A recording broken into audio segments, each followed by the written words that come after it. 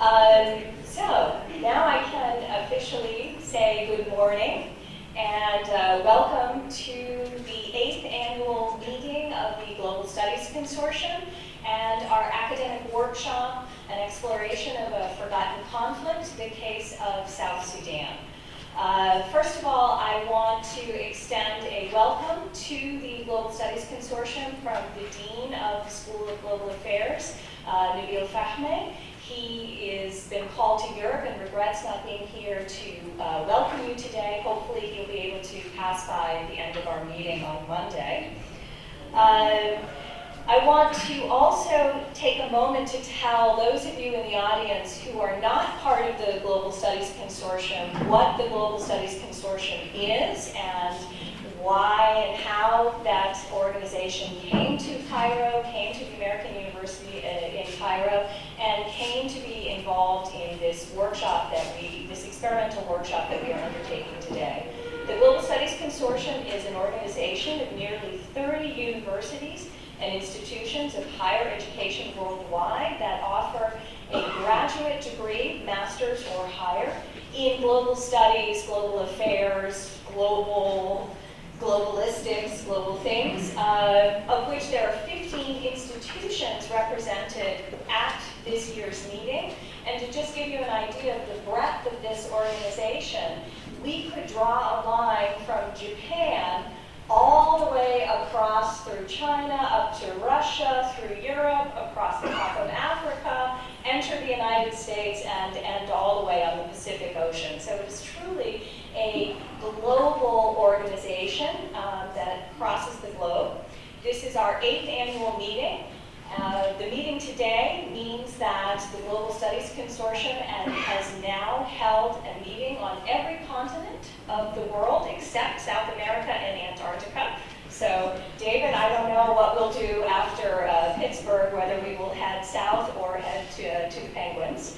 And I want to the Global Studies Consortium was first founded in 2006 in the University of Santa Barbara to create a forum for facilitating cooperation between faculty and programs who are offering these graduate degrees in global affairs, with a particular eye to fostering the development of instruction and research in global studies.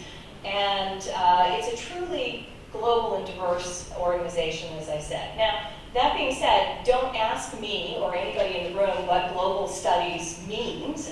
We've had, after our first 7 meetings, we still do not have a definitive definition of what it means to be a student of global studies or global affairs. And based on the program that we have this week, I don't see that we're in any imminent danger of resolving that question. Which is really fine, because what this organization is a collection of truly diverse scholars and programs that are diverse both in terms of national boundaries, regional boundaries, diverse in terms of disciplines. So we have history, political science, sociology, we have public health, we have public policy, we have a really inclusive and broad range of perspectives and disciplines. And so this is the thing that I really find appealing about the Global Studies Consortium. It's inclusivity in terms of who is part of it and what it does, and its willingness to sort of dispense with epistemological strictures and methodological sort of rigors, and to really say, let's dive in and see what is possible when we approach the problems and challenges that are facing the globe today in a truly global fashion. And it was this spirit that when my colleague here, Dr. Sandrine Gamblin, said to me, I want to do something on South Sudan. South Sudan is an important part of our region. It's the newest state in the world. And gee, nobody's talking about it. And what could we do, what she was thinking through her institution, the Middle East Studies Center, which is part of the School of Global Affairs, how could she do something? How could she create a forum to bring voices from this new state and this conflict that is in unfortunate contention for being one of the region's most devastating and violent and deadly at the moment, creating a forum for those voices to be heard at the American University in Cairo and to generate scholarly interest. And her idea was, let's not do a traditional academic conference where experts come and sort of disseminate the findings of their research and everybody takes notes and asks a few questions and then we all go home with a paper, hopefully better prepared for publication. Let's do something where we can bring insiders, practitioners, scholars with knowledge, bring them to the table and enable them to engage with different faculty from different disciplines and different backgrounds so as to look at this challenge that is armed conflict, that is civil war, that is the situation in South Sudan, and see what we can understand. Can we pull out new areas for understanding? Can we identify new areas for research? Can we hopefully, through some sort of synergistic thinking, identify possible recommendations, possible paths forward? And so I said, that's a fantastic idea, Sandrine. And I have this Global Studies Consortium meeting that's coming, and we need to do an academic workshop, and wouldn't this be a really fantastic idea if we could do this together? And so the very first person that I want to thank on behalf of the Global Studies Consortium is my colleague, Dr. Sandrine Gamblin, Director of the Middle East Study Center here at the School of Global Affairs. For having this important idea and for being willing to sort of collaborate with me and with the Global Studies Consortium on making this event happen. And I also want to thank my colleagues in the Global Studies Consortium who volunteered to take part in this workshop, and my colleagues in the Department of Public Policy and Public Administration and the School of Global Affairs. My chair, Dr. Hamid, who has supported me and in bringing the Global Studies Consortium meeting here. I also want to thank the few people who have been working tirelessly behind the scenes to make this happen.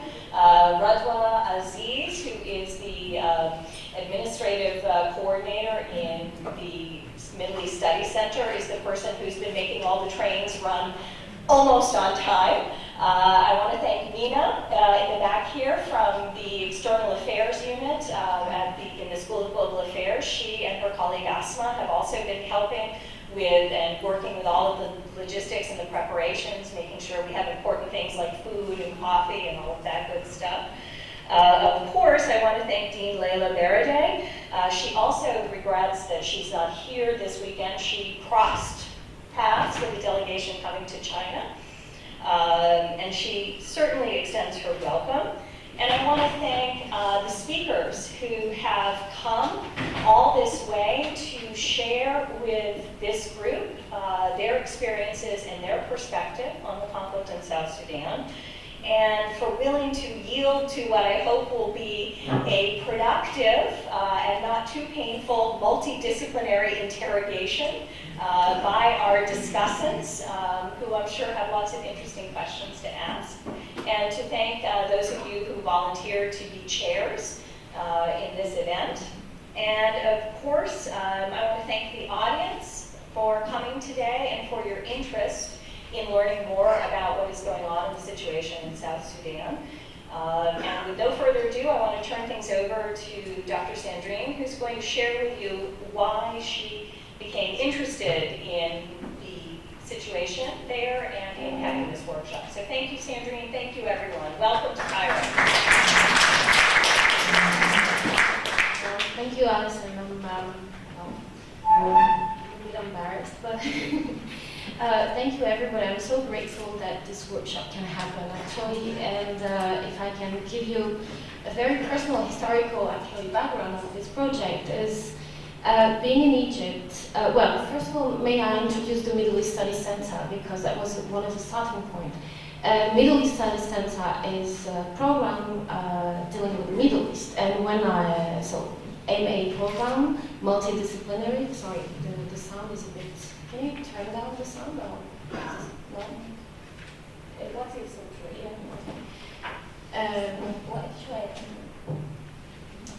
So a multidisciplinary program offering a master program, an undergraduate program, and a diploma. And the Middle East Study Center is located at AUC, at the School of GAP, Global Affairs and Public Policy, but host, I would say, well, plays a kind of role of hub for Middle East scholars from all around the world coming to Cairo, and Cairo being a hub, a geographical hub in the Middle East, being open to the East and the West, and I would add also the South, Sudan and this part of the world, and that we tend to forget actually.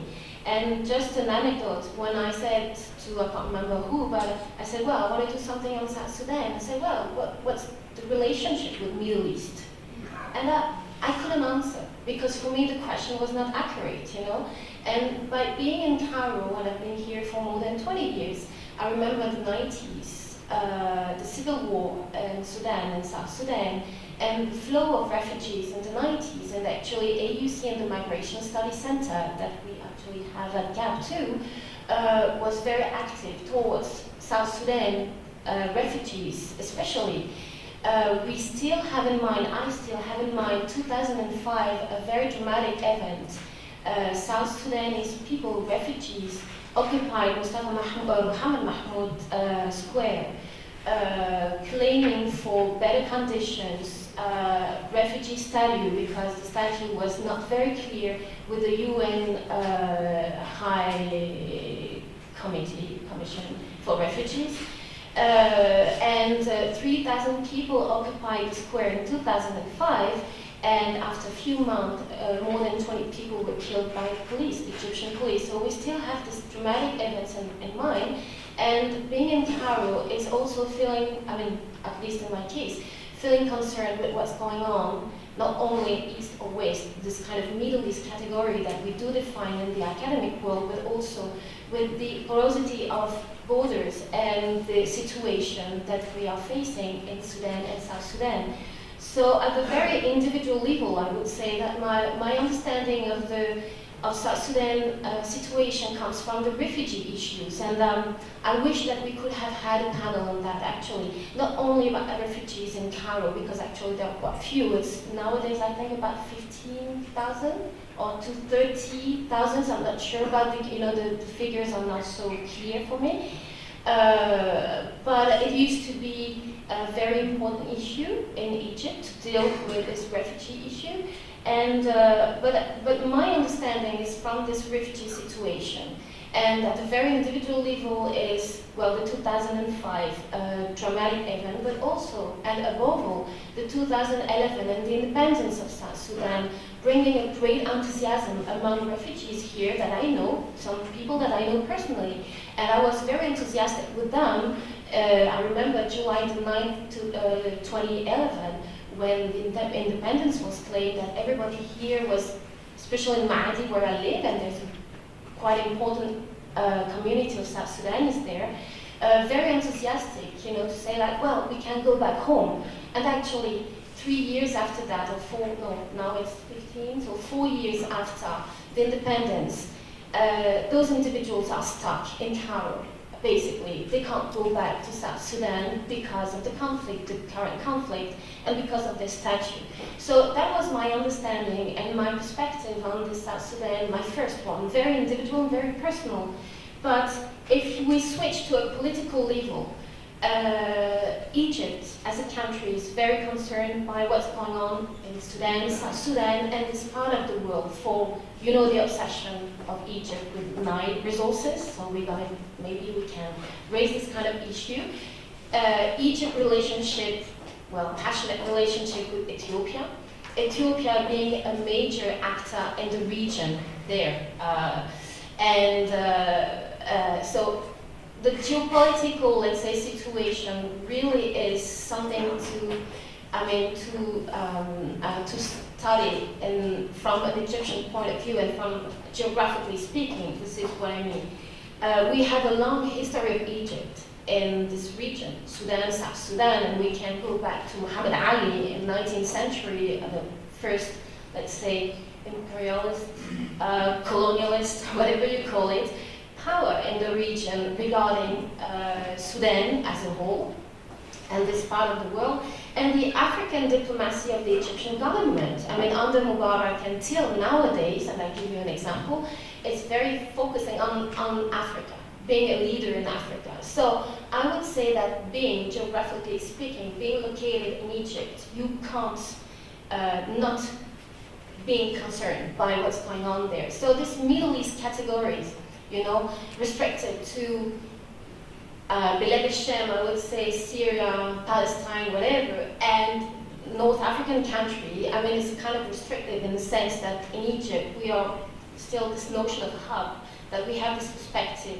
different orientations. So, about the diplomacy, the Egyptian diplomacy, one fact that happened, you know, in the press is that in January 2014, the Egyptian government sent, so military, the Egyptian government sent humanitarian convoy to South Sudan to support Salva Kiir, the president. And I'm quite ignorant of this part of the world because I'm not an expert on South Sudan and Sudan, but my question was, why the Egyptian president, being a military, sending a military humanitarian convoy to the president in South Sudan? So I guess that our speakers can answer this question, and it's all about geopolitics, the relationship with Ethiopia, with its Nile resources, you know, issues, and this leadership that Egypt would like to have and to carry on the continent. In this case, I would say with this Middle East category, it's like, I would say, to summarize, and I don't want to take much time, it's like political boundaries, and probably South Sudan is the most dramatic but so expressive example of what boundaries mean, political or don't mean. So this is a question that we can raise, but I would say that political boundaries, like geographical categories, the Middle East, are very useful tools to divide the world, to understand the world, but at the same time, I think they are meant to be overpassed, and this is why I wanted to bridge my Middle East background as being an Arab speaker, and I would like to underline the fact in Juba they speak Arabic, so I think that it's a kind of a common, a joint, you know, factor. I mean, to be interested in my case from a Middle East studies perspective. But I would say that those categories are social constructs and political constructs, and I really appreciate that Allison has given me the opportunity and the Global Studies Consortium to overpass this boundaries, intellectual boundaries, geographical boundaries, and raising issues, related to this political perception that we do have about the region. So I would say that my interest in South Sudan is actually, comes from the fact that being in the Middle East studies, most of the time, it's so obvious, confronted to civil wars and wars in general, conflict, peace process, conflict resolution, whatever you call it. And my perspective, actually my comparative perspective, came from the Lebanese case.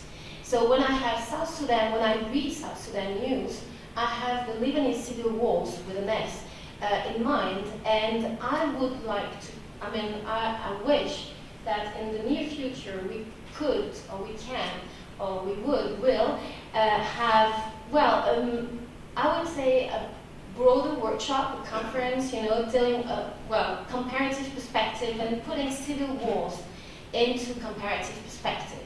Because I think that from the South Sudanese case, there are lessons to draw, really. And I'm so confident that our three speakers and discussants in church today will discuss that and will bring this value. And I know it sounds a little bit, it's a dramatic situation, but at least when we are involved and committed, and I used to be committed in conflict resolution in international NGO in Lebanon, and when you're involved in practicing peace process, conflict management. I mean, having this comparative perspective is probably one of the major methodological principles to have in mind, and not to isolate conflicts, but to understand them in a more comprehensive way, and to draw lessons. So that's what I would like to, how would you say, to advocate for.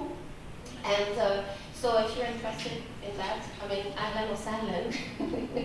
And so I should, maybe I should, but I know our speakers will remind that South Sudan is a history of long civil wars with 2 million dead, you know, I mean the last civil war, you know, this kind of figures, but from 83 to 2002, last ceasefire, and from a conflict, I don't know, peace process resolution perspective, I would say that the peace process itself, so since 2002 till the independence of South Sudan in 2011, the process was pretty long in the sense that we know that it's one of the major factors to achieve a peace process is to give time.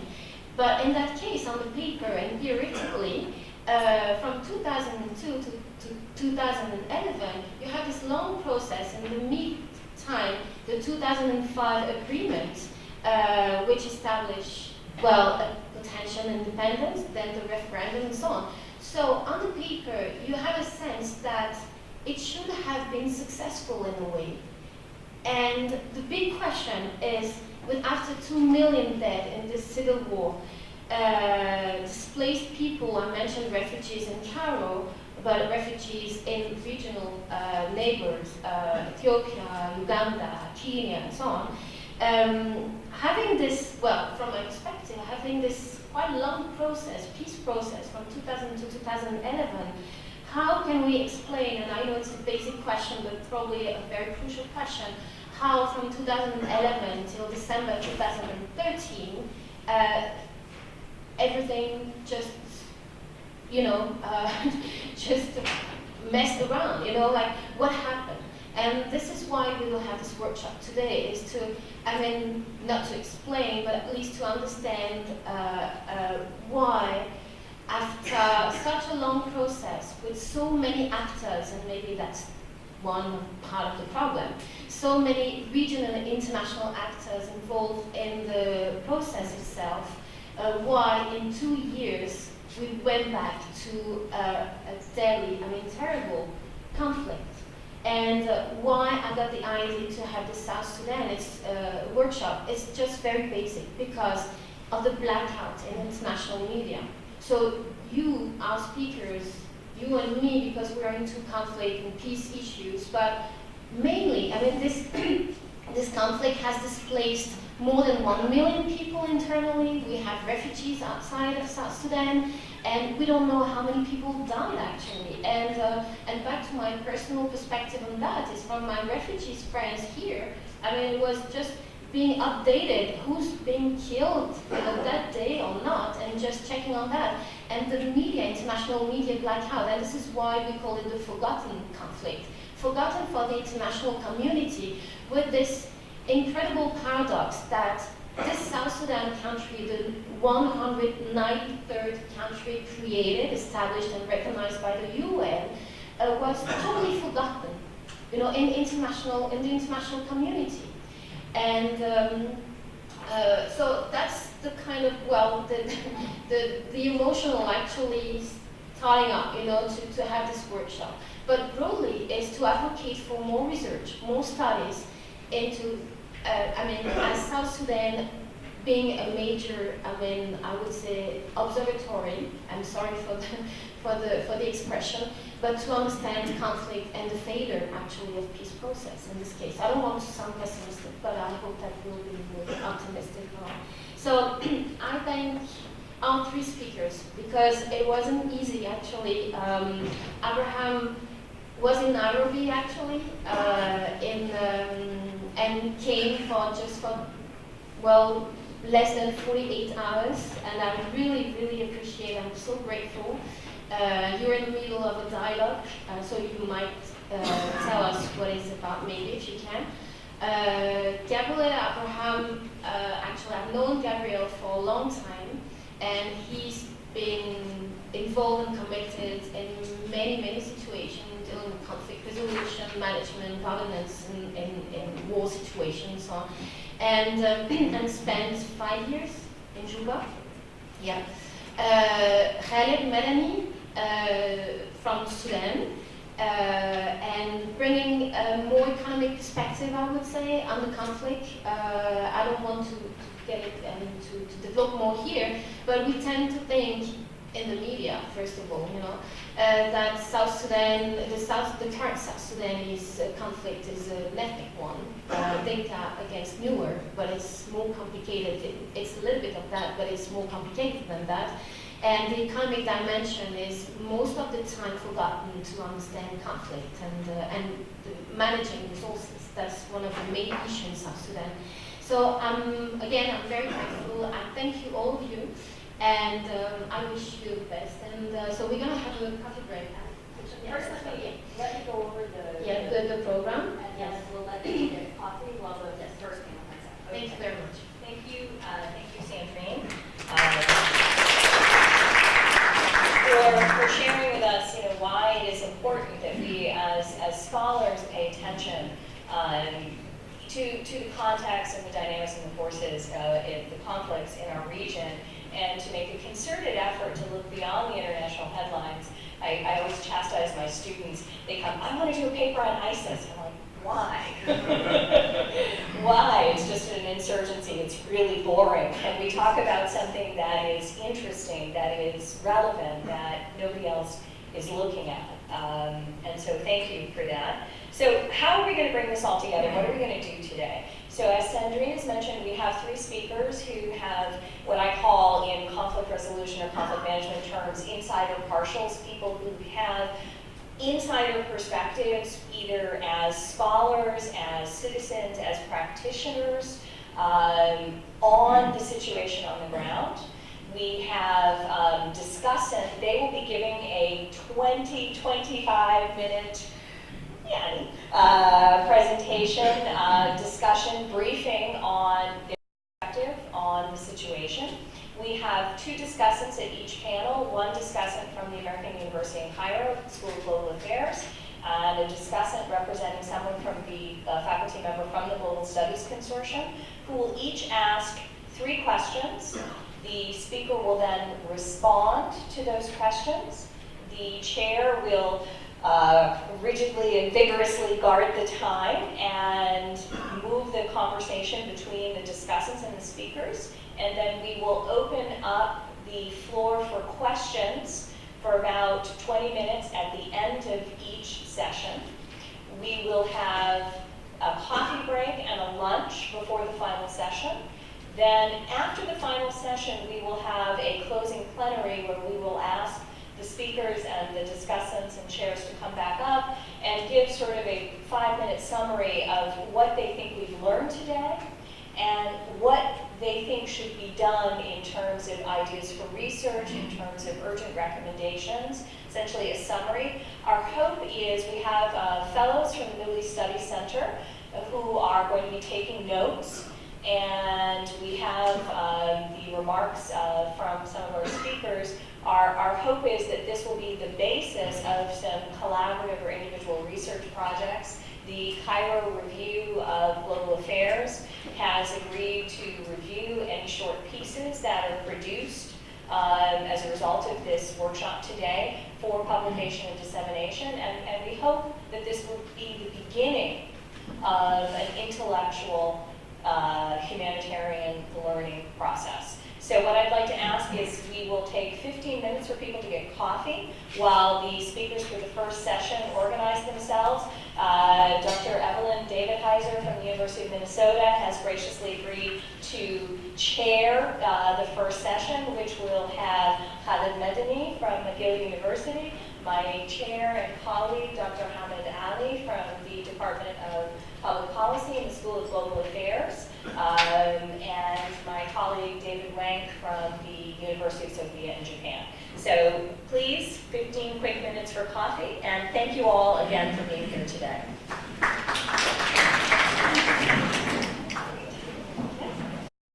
Welcome to the first panel. I'm delighted to be chairing this panel. As Allison said, I'm Evelynn Davidheiser from the University of Minnesota, which is a member of the Global Studies Consortium.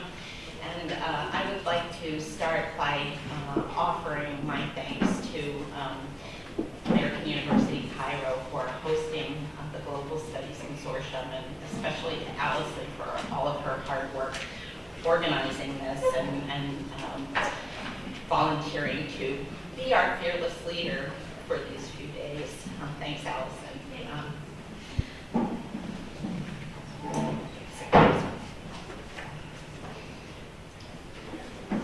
So, as Allison explained this morning, the arrangements for the workshop involve having an expert on the Sudanese crisis present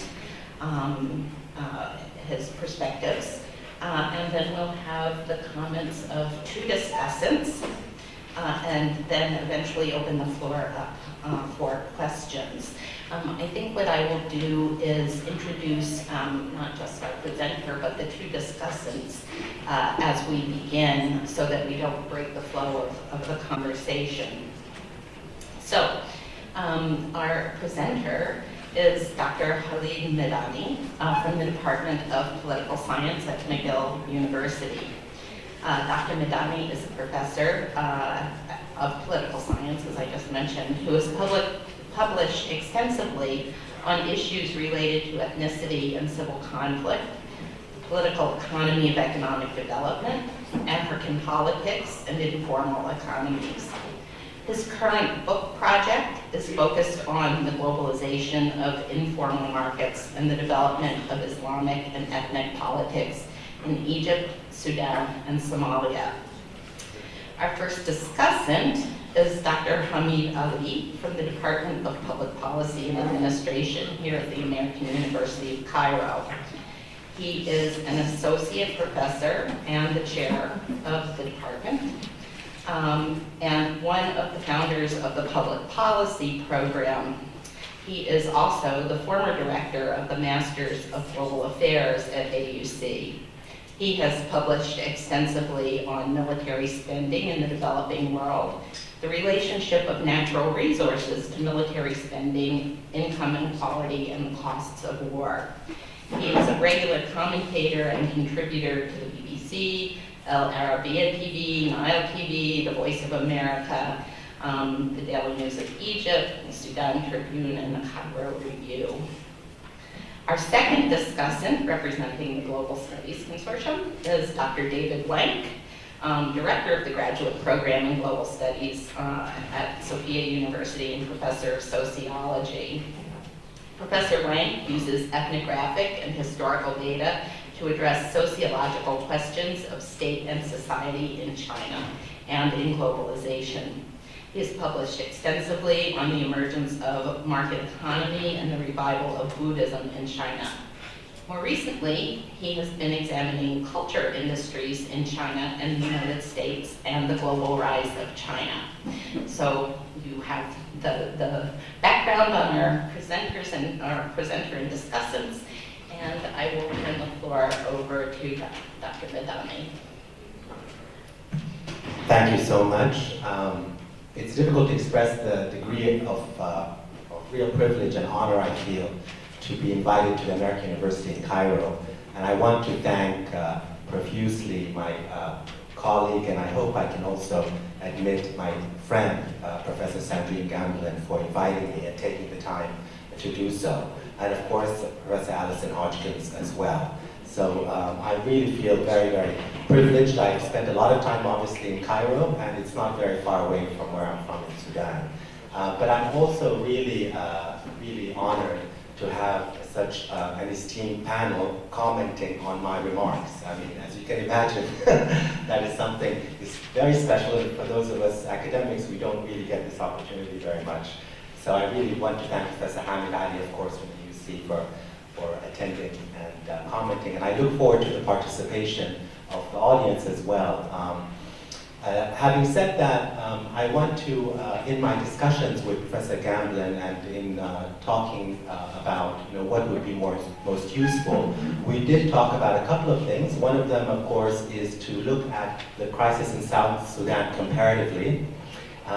I have always felt not only South Sudan, but other countries can teach us a great deal. The crisis of South Sudan is on one hand a grave humanitarian crisis, but on the other also in more theoretical terms, it can tell us a great deal about other cases that have undergone partition, secession, and of course a civil war.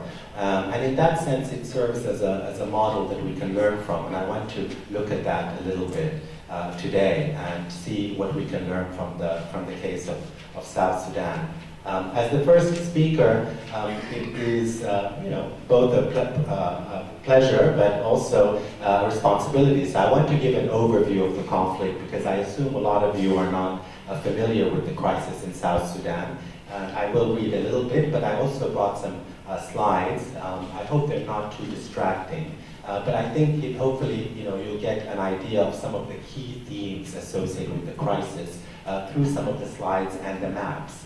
Because as Professor Gabriel said, this is really about issues of borders, conflicts over borders, as well as resources, as many other conflicts like it are. So I want to show those kind of slides, give an overview of the conflict.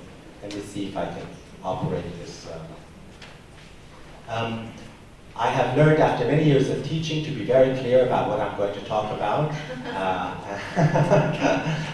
So I don't lose track of what I'm going to say. And so today I want to really emphasize three themes. My esteemed colleagues are going to, of course, flesh a lot of these themes out because they have first-hand experience, both academic and practical, in Juba in South Sudan.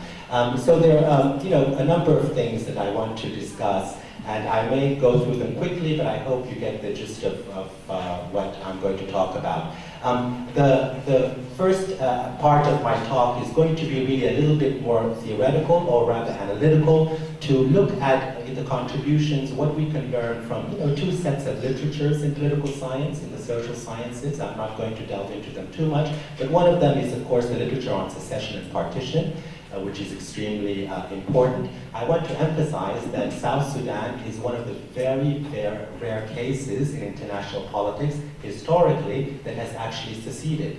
And that in itself gives us something to think about in comparative cases. So when I give interviews on South Sudan, I'm usually asked about other countries, the Balkans and those kind of secessionist attempts, the Kurds in Iraq and in the Middle East, and other attempts at secessionist rebel movements. So the literature on partition and secession, as it applies to South Sudan, can tell us something about the conflict, but also about comparative cases that have undergone secession and partition, and that's really important. The other kind of very quick overview I want to give is to just highlight some of the three aspects, assumptions associated with why countries undergo civil conflict. Many of you who are political scientists will be aware of that, and apply that to Sudan, and then talk about Sudan more specifically in terms of the roots of the conflict. I'm going to try to use the kind of oft used phrase of greed, grievances, and identity as three very important elements that are associated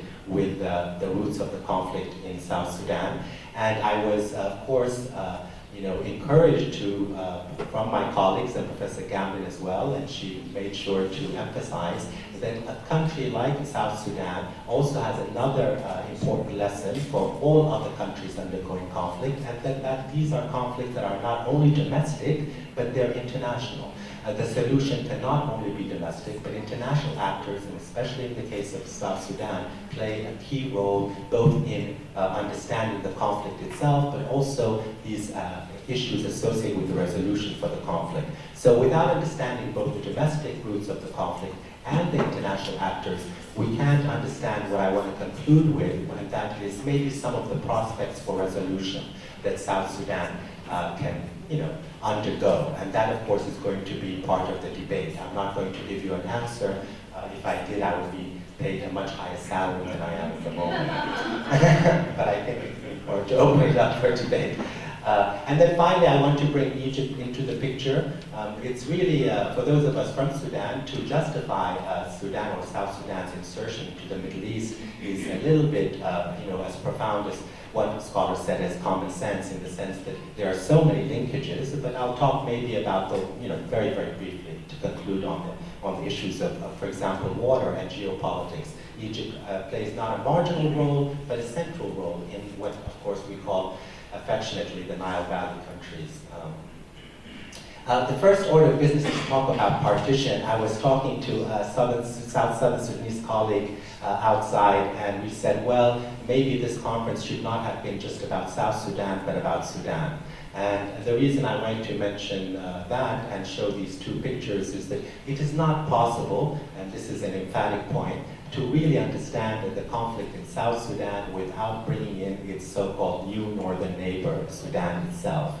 And it's impossible to really devise solutions or resolutions to the conflict without simultaneously looking at the roots of the conflict in South Sudan and its linkages to Sudan, okay? And this is something that is acknowledged across the board, certainly by the majority of Southern Sudanese and Northern Sudanese. And that's extremely kind of an overarching point I want to emphasize. Now, in terms of the literature on partition, one of the reasons that countries don't usually secede is because there is a very high probability of a return to conflict, a recurrence of conflict. And this is why many people, well-meaning academics and journalists and others, were very reluctant to discuss the kind of secession of South Sudan. Not because they were against self-determination, but because what we know from the literature of those who have studied secessions is that very rarely do they achieve peace. The argument for partition, usually the justification for those analysts who are proponents of partition and secession, is here articulated or rather noted in the slide. That is, it separates warring factions and creates homogeneous units where ethnic groups' security fears are reduced. The idea is that in the context of civil conflict, secession essentially guarantees security and reduces the security dilemma, as we say in political science, of populations undergoing civil conflict. And that, of course, assumes that you have a homogeneous north that's, for example, Arab-speaking and Arab ethnically, and a south that is African or non-Arab, that is separate. And that is very, very important. So the assumptions underlying the proponents who say we should actually resolve civil conflict through partition is that civil wars are different from other wars, that they have a real identity component, so it's difficult to resolve those kind of wars through political or even economic means. And that ethnic groups are prone to security dilemmas, that is that the notion of fear, the contagion of fear, once populations engage in war, makes it impossible to devise other forms of resolution besides secession. The argument against partition, and this is the argument that I am going to take, along with Nicholas Lambanis and other authors that have published more on it, and that is that identifying new borders does not actually prevent conflict. And the case of Sudan and South Sudan is really instructive. The only time that that could possibly happen, let's say in the case of belatedly in the subcontinent of India, if you have radical population transfers. And that is something that, of course, leads to grave humanitarian crisis. So the arguments against for partition are very, very weak when we're talking about stopping these kinds of conflicts. The case of Sudan is instructive, is that it is really a country that, before its partition, was one in which you had a real mix of populations, and especially along the border areas, which becomes very important to keep in mind. So there's this issue of different, especially in the border areas of Arabized groups and African groups, it's very, very difficult to separate them through these borders. And that is one of the problems associated with what we're seeing, because a lot of the conflicts, of course, are along the borders between North and South Sudan. There are also, of course, multi-ethnic regions within these countries, which are also very, very difficult to parcel out in terms of different groups. And in fact, and probably most importantly, there, of course, the issue of resources. Many of you know that, of course, oil, a lot of the oil is on the border of northern and southern Sudan. And the three most important areas of dispute here, the map shows them. If I was to say, you know, in terms of understanding the conflict between North and South Sudan, what parts of, provinces or regions should you focus on or keep in mind? It would be southern Kordofan, Abyei, and the Blue Nile province. These are, as you can see in the map, very, very close the borders between North and South Sudan. And Abyei, of course, as many of you have heard, is a real problematic because it has a great deal of oil. There has been the Comprehensive Peace Agreement of 2005 was supposed to have a referendum to decide, you know, who has, you know, control politically over Abyei, this oil-rich province. And to this date, there has not been an agreement over the oil distribution that, and really the political sovereignty around the area of Abyei, which is very, very important to keep in mind. Southern Kordofan is very, very important. I'm not going to go into it, but it's important to highlight that there's another rebel group, aside from the Southerners, the SPLM, that is a group called SPLM North, the Sudan People's Liberation Movement North, that is very active in Southern Kordofan, that you see here in the picture. And their role is important because to the extent that the government in Khartoum supports the insurgent rebels in South Sudan, a lot of them, one of the main reasons is, of course, the issue of oil, but the second one, of course, is to utilize insurgent groups in South Kordofan, or rather in South Sudan, as a proxy to try to undermine and eliminate the insurgents of this Sudan People's Liberation Movement. And so these borders really represent an economic threat to Khartoum, but also a threat to its sovereignty, because this breakaway group called the Sudan People's Liberation Movement North is trying to overthrow essentially the regime in Khartoum. And so the reason that I went into this longer explication of the relationship between North and South is that really the support of the insurgent groups that we see in the South by the Khartoum regime is based on economic calculation, the issue of oil, and let's say in this case Abyei, but it's also of course based on what weak African states often use, and that is combat, or rather implement counterinsurgency campaigns using proxy militias. And so understanding the problems associated with these three different border areas becomes really, really an important way to understand the roots of the conflict. Now let's turn to South Sudan. The first important aspect of South Sudan, before I delve into the roots of that conflict, is that it's also a region that is not homogeneous. This is not to say that the leadership of the Sudan People's Liberation Movement under the president of Salva Kiir is not primarily Dinka ethnic group, that the leadership, but not necessarily the rank and file. But as you can see here in this map, I hope it quickly shows you that there's a mix of ethnic groups. I showed it because I think a lot of people previous to the partition conceived of Sudan as an Arab North and an African South. For those of us from the country or from both countries now that have followed it, we've always been aware that you have a mix of ethnic groups. You have Arabized groups, those who speak Arabic in the yellow, the Azanda at the bottom in gray, and of course the Dinka and Nuer, which together represent, maybe 40% of the population. I'll have to check those figures, but together the Nilotic ethnic groups, the Dinka and Nuer, do represent the majority, upwards of 40%, but it's very important to understand that this continues to be a very mixed ethnic region, or rather multi-ethnic region. And that is really at the basis of one of the contributing factors of the civil conflict. The issues to keep in mind for Sudan as we talk about the resolution is that it is, as I showed you, a large and diverse territory. As you probably heard, frequently from journalists. It's the size of France. This is not a small country. And of course, it has a really really multi-ethnic mix, not just so-called Africans as a homogeneous bloc. And that's important to keep in mind. It's severely underdeveloped, and by that I mean that there are very few paved roads, very few schoolings, and very few human resources, because the country has been undergoing a war for upwards of 40 years, as Professor Campbell showed you, and that is very, very important to keep in mind. And I want to also emphasize the role of the international community and donors in not being able to, because of the conflict, really assist in terms of developing the human resource and the institutions necessary for peace. But I want to quickly talk not only about the literature on secession and partition, which I believe conclusively shows us that partition really requires careful elaboration of an understanding of the history and nature and institutions of countries, but really what we know about the causes of civil conflict from the literature on civil wars, much of which, of course, is literature on civil wars in Africa. And I'm going to be very general about this because I want to apply it to South Sudan, and I do this for discussion purposes.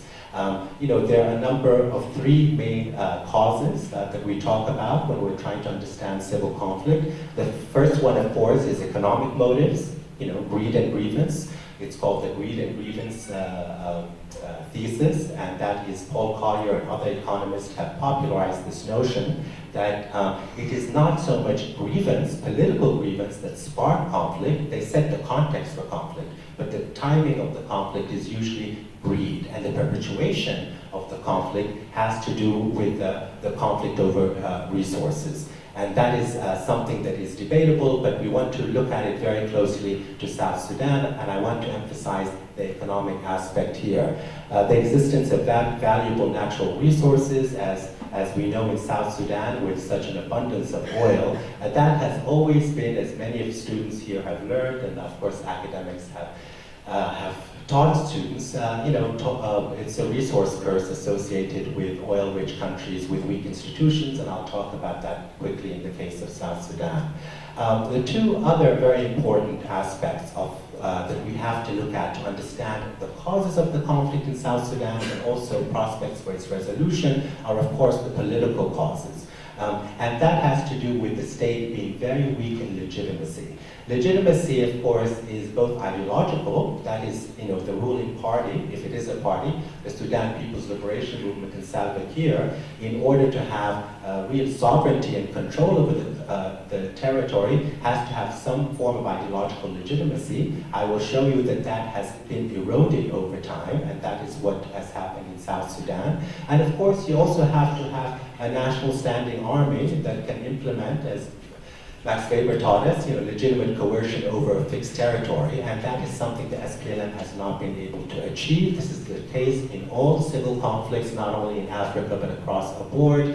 And of course, a history of historic, economic, political discrimination and economic discrimination. This is why I showed you the map of the ethnic groups, because the Dinka and Nuer are really the big enemies, so to speak, but we also have to remember that there are Mordley and there are other Equatorial groups or ethnic groups in Equatoria on the borders of Uganda that feel very passionately and correctly that not only have they been marginalized from the north, but they have been marginalized by the minority groups, the Nuer and Dinka. And if you read the papers over the past week, you'll see that the conflict now has expanded beyond the northern part of Southern Sudan and has gone downwards toward Equatoria with the rise of new militias right on the Uganda border.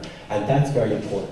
Finally, the external factors are important. It's important to highlight that, of course, external actors are not responsible necessarily for civil conflicts, although that is probably debatable in the case of South Sudan, and I'd like to pose that as a question. But they really are responsible for two things. External actors play a very important role in the continuation of the conflict, how the conflict sustains itself. And of course, they're the ones who are, in the case of South Sudan, at such a weak state, as I'll show you, are very, very important actors that without which no resolution of this conflict in South Sudan can occur. And I'm talking here to flag three important countries China, the largest investor in South Sudan, the US that invests not only in the oil sector, but invests in other ways, and that's very important. Uganda that supports for the Sudan, the Salva Kiir Sudan People's Liberation Movement. And so the geostrategic and economic interest of external actors are really very, very important in understanding the conflict. They're also important in understanding its resolution. Very quickly, I wanted to really talk about the erosion of this legitimacy of the state. And this is a very famous man, for those of you who are not familiar with John Garang, who was really the main leader of the Sudan People's Liberation Movement. You know, there are a lot of phases, 2 phases to the Civil War between the North and the South. But the most important phase is really the phase that begins in 1983. It's sparked both by the conflict over religious laws that were implemented in the Sudan, but also because of that year, the discovery of oil was found in southern Sudan.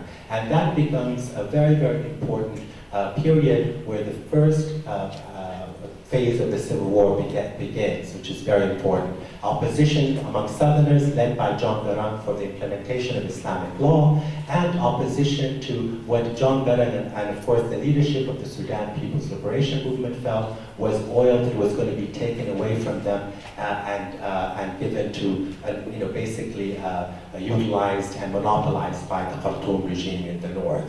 And so that's very, very important. Also, ideologically, and here's really one of the most important issues, John Garang had a vision of a united Sudan, not for secession. This, when he died in 2005, that ideological vision that kept at least the leadership cohesive, for those of you familiar with Sudanese political history, really meant that the Sudan People's Liberation Movement no longer had a unifying vision that could really keep people united over a particular cause.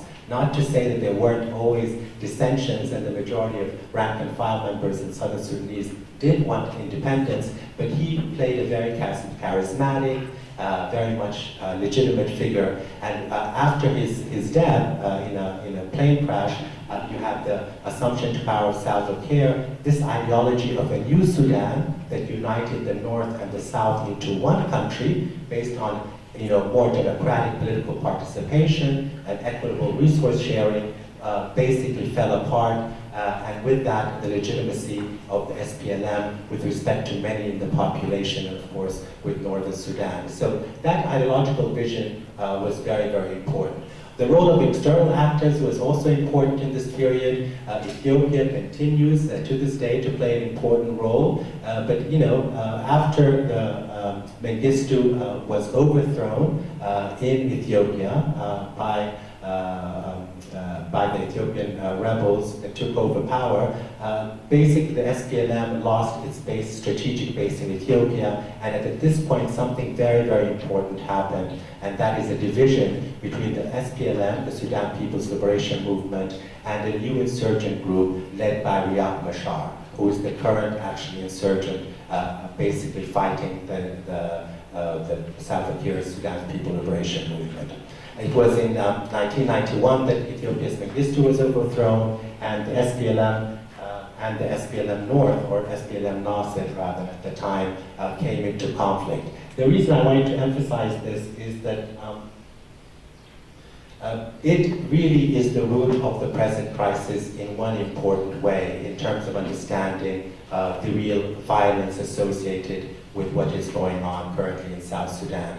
In 1991, a historic massacre occurred of the Dinka by Nuer militia, as basically a Nuer ethnic group dominated splinter group led by Riek Machar came into conflict with the SPLM, what they felt was an authoritarian leadership. And this is a very, very important date and event, because it really set into play this historical, these enmities of real dissension on the ground between Dinka and Nuer in the capital of Bor at the time. And it also signaled the rise of new militias that really contested power and began to splinter away from the SPLM. And so this was a very, very important starting point of the present conflict. The real issue associated with the conflict in South Sudan, if I was to say what are the three most important elements, I'm going to fast forward a little here for simplicity, about South Sudan, just to highlight them and not to lose track of the argument for you. I would argue that South Sudan, the conflict that began in December 2013, December 15, 2013, between the Dinka-led SPLM government led by Salva Kiir and Riek Machar of the Nuer in December 15, when they came into first a political squabble and then turned into military inter-ethnic conflict, has to do with three elements that I want to emphasize before going into the conclusion. One of them has to do with the rise of an authoritarian ruling party. By the way, this is my perspective. This is open to debate. But I would maintain that one of the crucial elements associated with the conflict that began and has killed so many thousands of us, hundreds of thousands of people, was the rise of this very, very authoritarian government that was not able to include other ethnic groups and other factions. That's number one. Number two is the issue of oil rents. As you know, oil export is South Sudan's most important export, accounting for upwards of 98% of total revenue. There is no country in the world that is more dependent on oil than South Sudan. And that is a very, very important fact economically, but it's also a very important fact politically. If I was to say what is the most important causal element associated with the dismemberment of the SPLM and these inter-ethnic conflict, I would say the oil factor is central, and that is something to keep in mind. The third element I want to emphasize, and here I'm drawing on the great work of a young man by the name of David Deng and the SUDD Institute and others in Southern Sudan, and something that has not been, I think, adequately looked at in the news and even in academic circles. And so while you may have read and know about the rise of authoritarianism in South Sudan and the issue of oil, the issue of land and the conflict over land in particular is one of the main reasons, one of the main reasons you find such a severity of violence associated on the ground, not only between political leaders, but between communal groups, Dinka versus Nuer versus Shuluk, all of these ethnic groups in the different parts of South Sudan.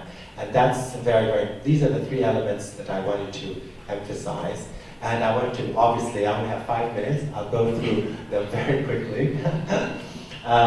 The first has to do with the authoritarian aspect of the SPLM. It's very important to emphasize that in 2011, in July of 2011, on the eve of independence, at least 18 opposition political parties went to the President Salva Kiir, who was soon to be president, and raised the alarm about the problem associated with the transitional constitution. They claimed that, and they said that it was not representative, that it gave too much executive power to the president. And these political issues had a lot to do with as a catalyst for the December conflict.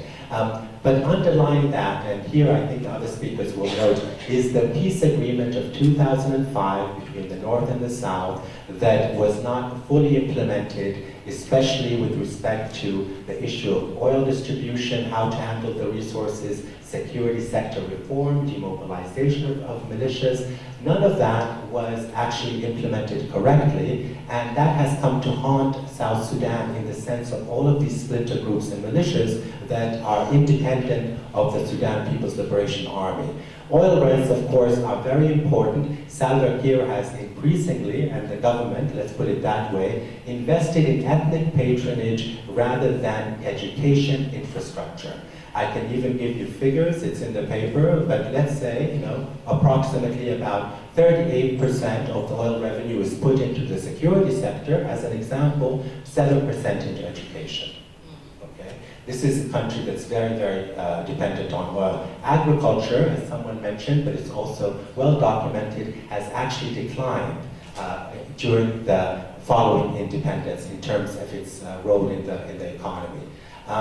It's very important to emphasize that this conflict is very, very quickly, it first begins as a political squabble over the vice president, between the vice president Riek Machar and the president Salva Kiir. But I want to show you this map because it's very, very clear in this map that you'll find that there are three important areas where most of the conflict and the killings are happening: Jonglei State, Upper Nile, and you have Unity. Unity and Upper Nile are the largest oil-producing states in South Sudan. It's not a coincidence that you have these rebel leaders fighting over yesterday, and this is a turning point in a way, although there have been many turning points. Yesterday, the rebels under Riek Machar took over the large oil facilities, all of them in Unity State. Okay, so basically they have the largest oil-producing state, and they're attacking Jonglei State because, or not Jonglei, Upper Nile has oil. Jonglei State is a different story. It has a mix of different ethnic groups, Nuer, Dinka, Morley, but it does have oil. It does have oil concessions. Total, the French government, the French company, has interest in there. So you can see that if you map the conflict to the oil, that you'll find that it is very much a resource-oriented conflict. And finally, because I don't have much time, and I did want to emphasize this does not explain the severity of the violence. This does not explain, we don't have necessarily a theory that explains why people kill each other and their neighbors to such a degree with real massacres, sexual assault, and rape, displacement, depopulation, churches, mosques, people going inside and killing. We have to have a way to understand why people in these areas kill each other to that extent. Focusing just on the leadership, I maintain, is not enough. Focusing on external actors, obviously, is not simply enough. We have to understand economic livelihoods much more precisely. In South Sudan, over 80% of Southern Sudanese rely on pastoralism, especially, of course, in the Nilotic areas. A communal land historically has been communally owned. What we have seen because of the long war is a loss over rights over communal land, and that's important. If you add to that investments from outside, as Salva Kiir put it a couple of years ago, South Sudan is open for business. You have large tracts of lands that are being sold off without oversight, without regulation, to outside interests. This is in a country that is unable and unwilling to invest in education, infrastructure, or even roads. At the same time, what you're having is that these laws that the SPLM has implemented define land not communally, where customary law used to actually help in resolving conflict, but they regulate or they define land ownership based on tribes. This is something that the colonial British did. What that does is two things. It forces people to compete over land, and it hardens and reifies ethnic identity. And in the context of a struggle over resources, young men, whether they're Dinka, Nuer, will in fact, and this is where the greed thesis comes in, will in fact join insurgent organizations as a form of protection rackets. And this is very, very important. The same young men who used to take up arms because of to defend their communal lands are the ones who are joining these militias without actually resolving the issue of land and land ownership. That is really the reason you see that even rape is used as a sexual weapon, and this kind of massacres are done out of fear and also, frankly, out of greed in order to displace, depopulate, and take over very, very scarce resources. I want to show a last slide, if you don't mind, about the regional actors, because it's really important. I'm going to highlight something that people don't emphasize for discussion, which I think is really important. And that is what one scholar, or rather journalist, called pipeline politics. There is a lot of emphasis on the geopolitical interest of Uganda with South Sudan, of the proxy wars of Khartoum. That, of course, is something that's very, very well known. Less well known is the problem with the same mediators, Ethiopia, and especially Uganda and Kenya, that are responsible for mediating resolution between Salva Kiir and Riek Machar, are not neutral actors.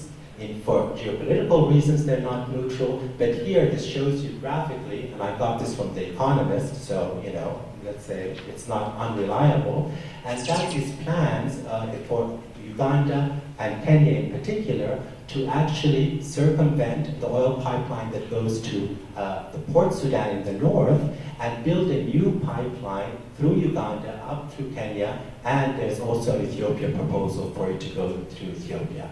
This is really important. It guarantees billions of dollars, if not more. Uganda is friendly with Salva Kiir, but they're not only friendly because they like the cowboy hat that he wears.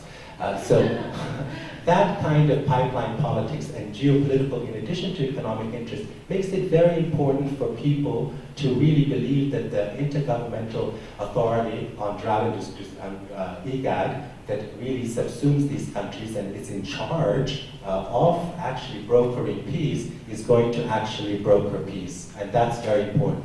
China, of course, is a heavy investor. Without China's important role, I'm just showing this slide, 5% of China's oil consumption comes from South Sudan. That's 5%, but this is the largest economy in the world. Billions and billions have been invested in South Sudan. Without China's intervention, there can be no peace in that country. There are some positive aspects to China, but that's important. So, the recommendations, not recommendations, but policy kind of questions to think about in terms of resolving the conflict, based on the remarks that I just told you. Number one, there has to be a resumption of very forceful international mediation, not just for South Sudan, but between the North and the South. In the context of the crisis in South Sudan, Khartoum has been forgotten as a player, except as a marginal player. And I just demonstrated to you how important Khartoum is to the roots of the conflict and the trajectory of the conflict. China, US, Uganda cooperation is essential. That's very, very important. And the US has not really taken the lead because, of course, they're in competition with China for a variety of different reasons. The flow of arms, there's talk of an arms embargo. It's very difficult to restrict small arms trade, but certainly that can be attempted in terms of the regional countries. And the mechanism of monitoring the funding of small arms through oil wealth is extremely important, and no mechanism has been put in place to even figure out where this oil is going. And finally, we want to reduce the incentives. As someone, let's just encapsulate it or summarize it by saying, limit those who do well out of war. And this is where I return finally to the economic calculation.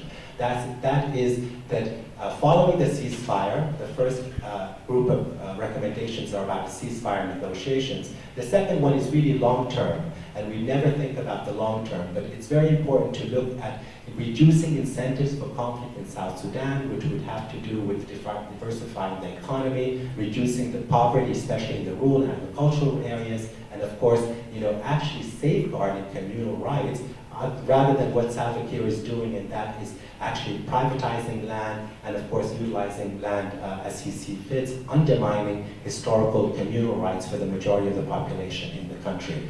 And of course, political participation is important. My colleagues are going to tell you in much greater detail and more knowledge how important the political aspect is.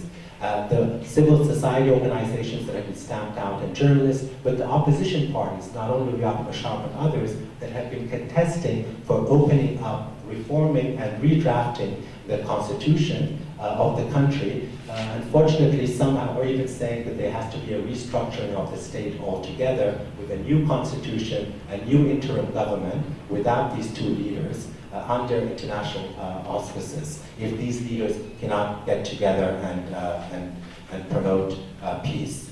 And finally, I want to talk about this great country here by talking about the final aspect, and that is Sorry. Yeah, I should have reduced these slides. I apologize. Egypt is central. It is central for cultural reasons and intellectual reasons and all of these things. And of course, millions of residents here. But as you know, if you know Nile politics well, and I always like to show this slide to make sure to understand that Sudan and Egypt legally, by international law, as you probably know, have veto power over oil distribution, and they really, and Egypt consumes the most. I'm going to pose it as a question why when my students ask me, well, that's not fair for Egypt to consume more water and have veto power, that I argue that, well, it's a little bit more complicated than that. But essentially, Egypt's role, and it is up to the Egyptian government to decide how best to implement and safeguard the Nile water cooperation. 85% of the water flowing into Sudan, Egypt actually comes from Ethiopia, of course, and that's why Ethiopia is such an important player for Egypt and the rest. But these are Nile River Basin countries that want to renegotiate the Nile water agreement, and that is a threat geopolitically and economically for Egypt, even more than it is for Sudan, and I would argue Ethiopia. So South Sudan is, of course, the very foundation, or one of the foundations, of course, of the Nile, of the water, its water resources itself. So, you know, South Sudan and its crisis cannot be ignored by the Horn of Africa and East Africa, but certainly Egyptian policymakers never forget it either, even if the press might do that sometimes in this country. So let me stop there. Thank you.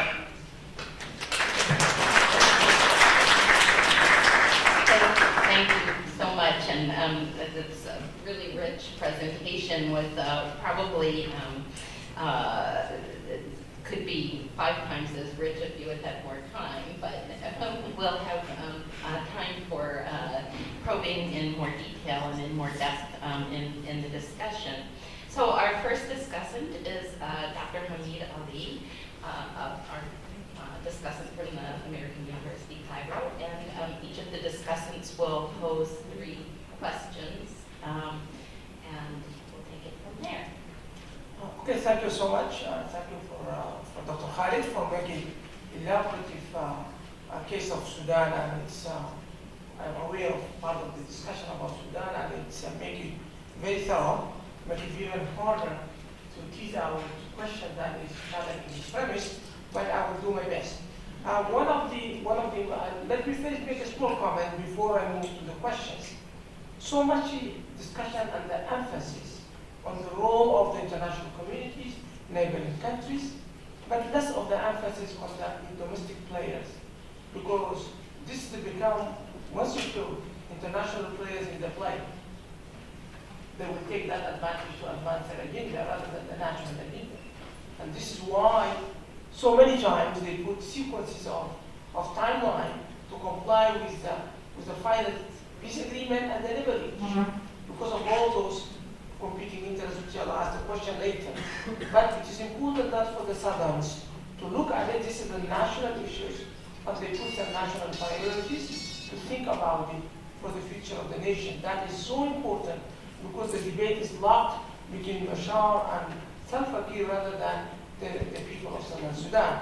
So that is so important that they need to think about the internal dialogue, mechanism of the internal dialogue, and how the civil society likely to play a role into that dialogue. The important thing that is the discussion about the oil and the oil rent.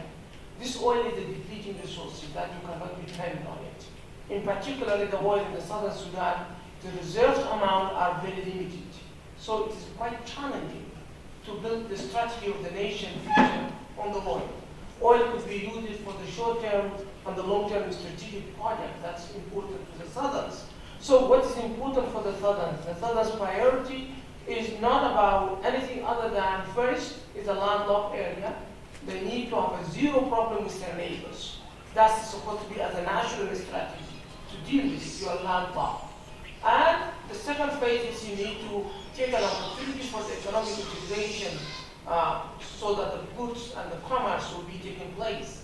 This is one of the things that is important for the Southerns. The second thing that is emphasis is not in anything. If I am in South, education. All the resources should be poured towards education. No matter how you build infrastructure without education, nothing. Build good cadre, that they are running the bureaucracy, they're able to run their institutions, they're able to run their NGOs, rather than others who are running for them. So this is important that the investment is supposed to be on the education, to have a vibrant civil society that runs that society. Running constitutions, all those things, doesn't matter to Sudan. This country doesn't matter. Constitution doesn't matter either in Sudan, Ethiopia, Kenya. Those countries, they don't care about the constitution. It's a piece of paper. What's important is you need to build those civic tradition that at the end, you'll find that the future leadership, they are likely to respect the constitutional processes. So with that comments, I have, the question that I have is, the recommendation that Dr. Khaled has made, that is about the IGAD and the regional players. The question is, how are we going, because they have the different competing interests. Generally, there are divergence among those groups. Sudan has a different agenda, Uganda has a different agenda. They have proxy war that is also going across the borders between those. So the question that remains is, how are we going to reconcile those? How are we going to channel those forces to be constructive into the process of the peace processes? And the other thing that is in terms of the natural resources, I always believe on that the curse of the natural resources hypothesis. Having the natural resources and having opportunistic leaders, it will always perpetuate rentier states. And given that nature, that is now the government is selling the oil with a discount prices, even selling for the future markets for years to come, just to finance the oil. So, and China is enjoying the cheaper oils, of course. A lot of neighboring countries are enjoying the cheaper oils. So the question is, who's going to stop the oil? If you said the conflict resolution, the resolutions, you could say the conflict resolution is required that let's stop the oil or manage the oils or whatever it is, mechanism it is. But the question is those people have an interest to use the oil as a mechanism for conflict resolution. So that's something that to think about. The other question that I have is partly on the theoretical part, whether we are, this argument between the argument for the partitions, the argument against the partitions, this argument is too black and white to me. What is important is we're supposed to look at partition doesn't matter, because all these countries has created out of partitions. What matters is how are you going to manage the transition post-secession. That's what we're supposed to be focusing in our research, not partition is good or bad. Because if you look at those elements of the discussion that is pro or against, once you are creating a homogeneous ethnic group, the purity of the ethnic things is going to take you down the road to even further division. For example, we say that is North and the South. South is going to be more homogeneous. We separate the South. Now what has happened? North is no longer homogeneous. North is heterogeneous. Southern is South. We have seen that map that Dr. Khaled has showing that it's showing more heterogeneity further. So this is going to be, I would always say that if you go to that purity of ethnic, even the people with one father and two different mothers, they will become superior than the other. So you don't want to go down that road. So we need to look at it from that, like it depends how we're managing the transition. And it seems to be that in the South, the transition was managed very badly. But this is a natural evolution of the building nation. So it doesn't mean that this nation is crumbling down. No. They went through the war to get to the separation. They failed to manage the transition, and just like any other, like the Arab Spring, people failed to manage the transition. But it doesn't mean that democracy is gone forever. It's going to come back. The wave is going more. The tide is going upward, the trajectory. So given that notion, the Southerns are going, it's a young nation, very vibrant nation. They have a lot of energy, and they don't have an institution to observe all this energy. And these are warriors by nature, because they failed to disarm and decommissioning those fighters. And those fighters, still they possess the arms. And the Southern Sudan is the highest country spending on the arms. Okay? The corruption is another issue that is, unfortunately, in Sudan and Southern Sudan, it's the same. In Africa, it's the same. Corrupt people take the assets abroad. They take it abroad. If you are corrupt and investing inside the country, it's okay. You are creating wealth, you are creating jobs, but your pocket is thicker and bigger. But the reality that what we have is the money is going out to America, to Australia. These are all expats. This is becomes very important because it's channeling the resources out of the society somewhere else. But as this transition, the people will manage this transition. They go through the war, but still they need to put a solid foundation not to allow the war to happen again. The recurrence is a disaster. But for the first time war, it's a natural process because these people, they know only guns. They have only guns to talk about it. But now they realize that even if today you ask Shah or Safa now he made some sort of unilateral move that tried to reconstitute the leadership back. So they realize that the war is really costly. And an opposition job, I was talking to everyone, that is, opposition job is very, very small. And you want to destroy and weaken the government.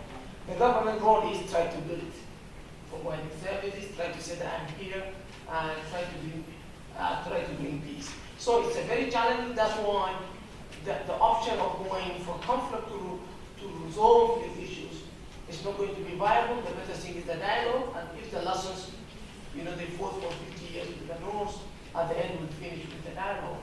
So the only thing that is to emphasis on the dialogue, that's what takes us out from the mess. Thank you so much.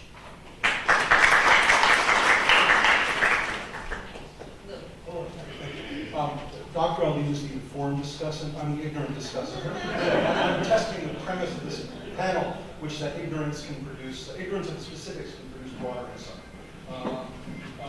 As was mentioned, I'm actually a China specialist. So I have three sort of clusters of questions. And one, this is the first, I remember reading the newspapers occasionally about this, but I really am not at all familiar with the particulars at all. So in all of this conflict in the South Sudan, what is actually at stake here? I mean, you talked about, various identities, water, and this and that. I mean, is what's going on multiple competing proto-states in Charles Tilley's view, or is it just simply individuals doing power grabs for resources, warlords? So what is actually at stake here? What are these various movements trying to do? Have they articulated anything? Or is it just, I got a sense of just chaos and interest floating all around? Can you be more systematic, if possible? Might not be possible. So that's one area of question. Another area of question has to do with your notion of the outside actors in the conflict. I have two sorts of questions here. One concerns the states, and actually you mentioned China, and so I thought, oh, okay, I have something actually to say. And in this regard, I guess several points. One is that it seems almost from what you're saying that this, we know historically the U.S. and the U.S. sort of era, Africa was sort of ignored, and China's a major investment, playing a major role in ways that was not played for by the U.S. So it seems, reading between the lines, that this is, you identify the U.S. and China as being important actors here, so is this a new type of post-Cold War conflict in which this is an example, the first one now between China and the U.S., the proxy war? Is that what you're saying? That seemed to be between the lines what you might say.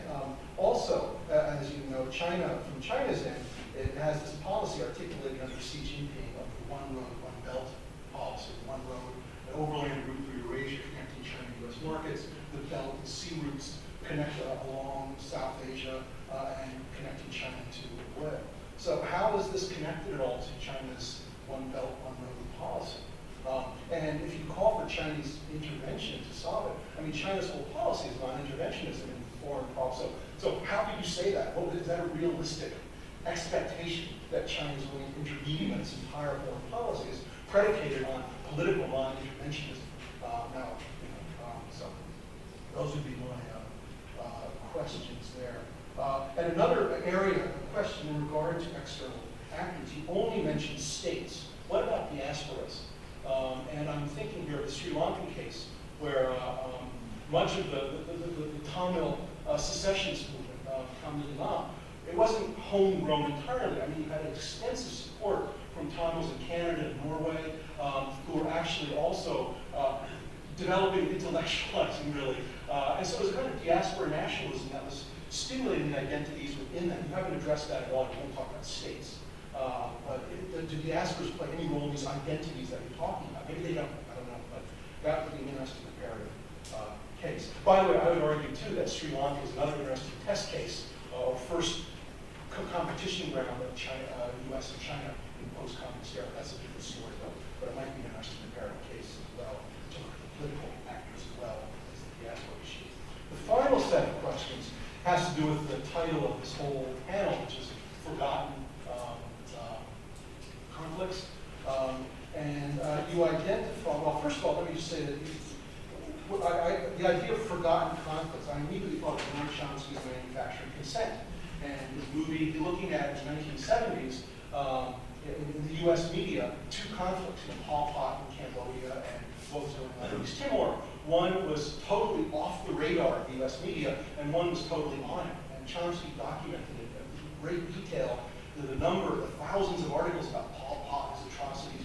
Of course, communist China backed that regime, and so the US was the media was very complicit, according to Chomsky, in keeping on the radar of the American public.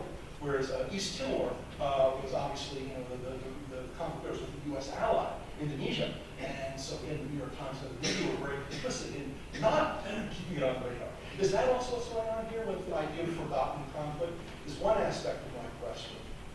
And the other aspect is, would remembering it help? How, I mean, so, well, first of all, if it's forgotten, nowadays, back in the 1970s when Chomsky made his movie, the U.S. was much more hegemonic than it is today. There are multiple medias in China, a whole vast media that's not at all swept by the U.S. with Al Jazeera, you have the Guardian of England, and so forth. We have multiple media. So, can we talk about global media forgetting now? Is that still a feasible concept? And then the other side of the question is, so would remembering the conflict help? How should you remember? What would that mean? What should you remember about it? Who should be remembering it as part of a resolution of the conflict? Thank you very much.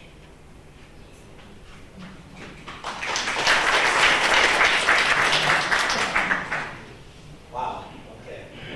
Well, I mean, maybe I should be commenting on your comments. I know nothing about what I actually broader perspective. I'm very fortunate that we have a couple of other panels. Right? Great. I'm assuming that my colleagues are going to help me out. They can also help me out at the moment right now. Let me begin with Dr. Hamid Ali's questions. I think I'm going to assume this is not some kind of doctoral defense that I have to cover. Because I think this is just open for debate. And I think I would be presumptuous to say, well, this is the answer right here. And I think that's the whole purpose of what Professor Gabriel brought us here to do. But I am really thrilled whenever comparative cases are brought up, because I think that's really important. In terms of the first theoretical question associated with secession, I think you're absolutely right, Doctor. In fact, you're so right that it compels me to really emphasize, maybe because I'm assuming the other speakers will talk about the comprehensive peace agreement. Yes, secession is not black and white. The record shows that in terms of answering the narrow question of recurrence of conflict, there is a very high potential for recurrence of conflict. That is just a way to to look at other comparative cases. That's really one of the reasons I mentioned. So when we're talking about the Kurds, when we're talking about other attempts at secession, we should really ring the alarm. It is not an easy thing to do. Lemis Agdoni, Lebanese journalist, wrote about the separation of Sudan, warning other Arab countries, for example, that if Arab countries don't settle their diversity issues, that Sudan could be a bellwether example. So really ringing the alarm bell. And secession does not necessarily resolve conflict. It's very, very important. More importantly, I think, is that it brings us back to the issue of the comprehensive peace agreement. The interesting thing about South Sudan is that believe it or not, it's the only country that seceded in the context of negotiations. And this is so important. I mean, even when I read it, I thought, oh, is that true? I'm just really, in terms of looking at other secessionist examples. This helps us highlight what many Sudanese and scholars of Sudan have been saying for years. And I think you know this, Dr. Ali, that the Comprehensive Peace Agreement was, number one, not inclusive. It rejected the inclusion of, 2005 when it was signed. It rejected the conclusion of human rights organizations, civil society organizations, limited political parties.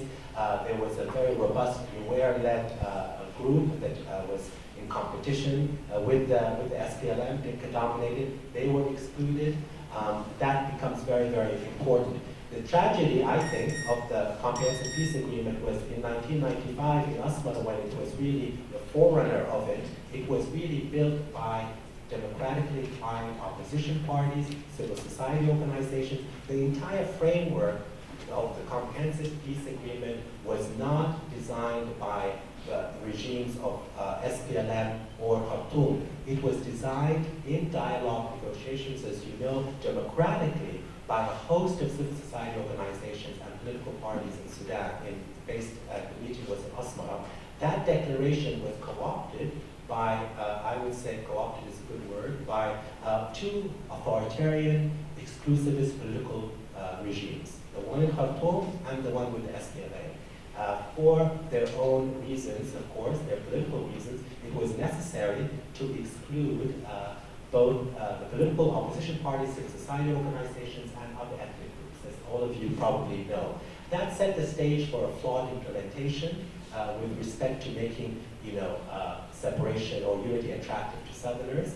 That's number one. And as you know, it was directly linked to the Darfur conflict, as Darfurians decided that they want the same kind of dispensation. That's number one. So understanding the problems with secession enables us to be more careful in the transition period and understand the flaws associated with the Comprehensive Peace Agreement.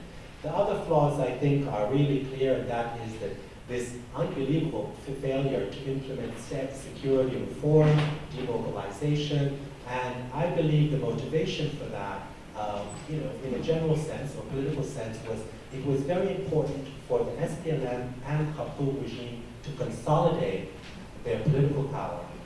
And the best way to do that was to agree on this quickly and also to have the referendum rush through and the independence rush through.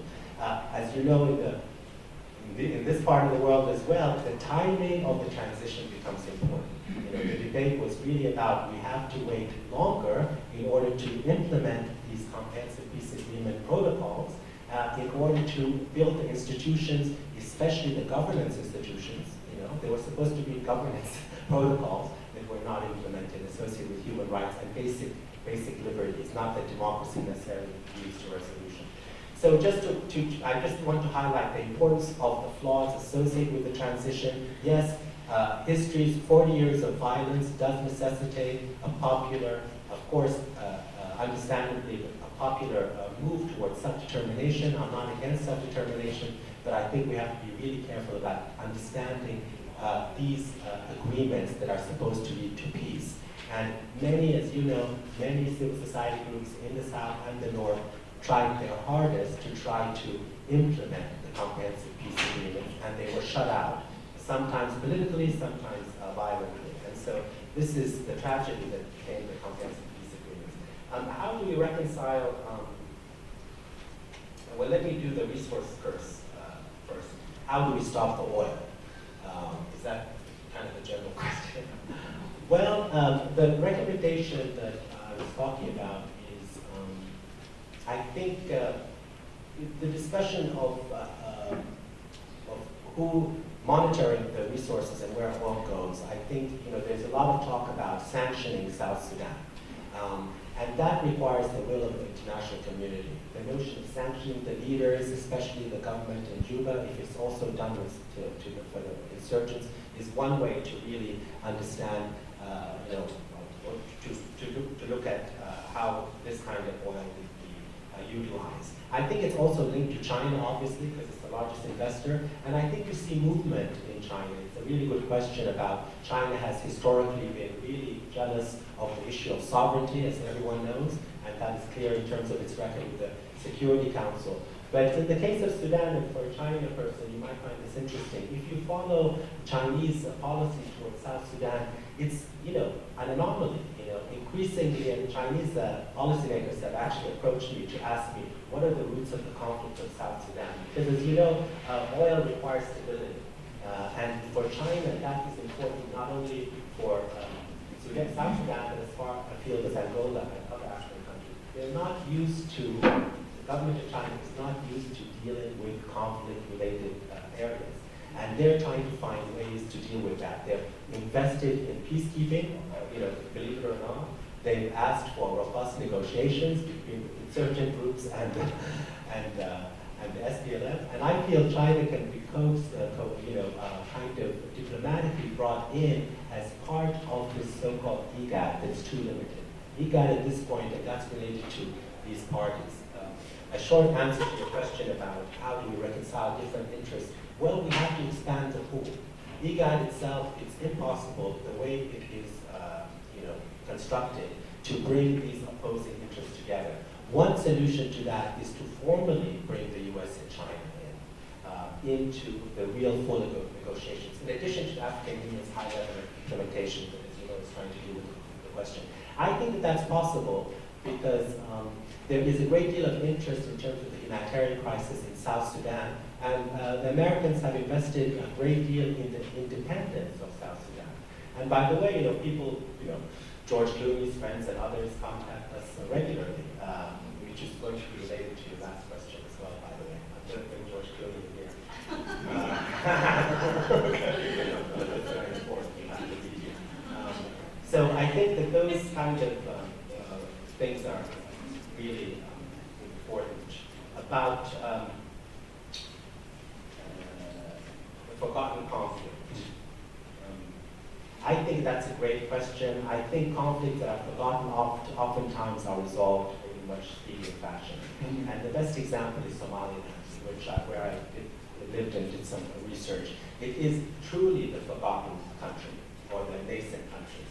Somaliland is a democratically consolidated region, as you know, 3 rounds of democratic elections, a terrible civil war where customary law has been utilized to bridge clan identity. It's a small country, but I would really encourage everyone interested in conflict resolution to look closely at Somaliland and how they use customary law and traditional authority, absent international intervention, to bring, first of all, inter-clan reconciliation and peace, and then consolidate democracy. In political science, for heuristic reasons, we define consolidation based on 3 rounds of democratic elections, and Somaliland has had it, much more democratic than most countries, and in the context of stability. One of the advantages of that for Somaliland has been the fact that it's forgotten, and even though they want sovereignty. In the case of South Sudan, the attention given to it is quite large, reasonably. Although there is issues of it being forgotten, but I think that, given your question, I think that it's not clear. It's the kind of attention that should be given to South Sudan that becomes really important. So for the enough organization, you can read Wardani's book on Darfur, for example, and look at the domestic constituencies in the United States who have their own interests. That's how American politics works, but it's determined in the absence of other forces. So enough George Clooney, those kind of people have an inordinate amount of influence. They must have been Darfur, and then they call us again and say, what about Darfur? We told you that, now in South Sudan. That kind of ad hoc media attention is absolutely destructive, to the point where when I did an interview from McGill there, they actually said, we want you to say that George Clooney. Far better looking than George Clooney. The point is that the producers, and you have to respect in the sense that the producers will have, that intervention that what we call the celebrity cats, advocates has undermined South Sudan in that form, which is very important.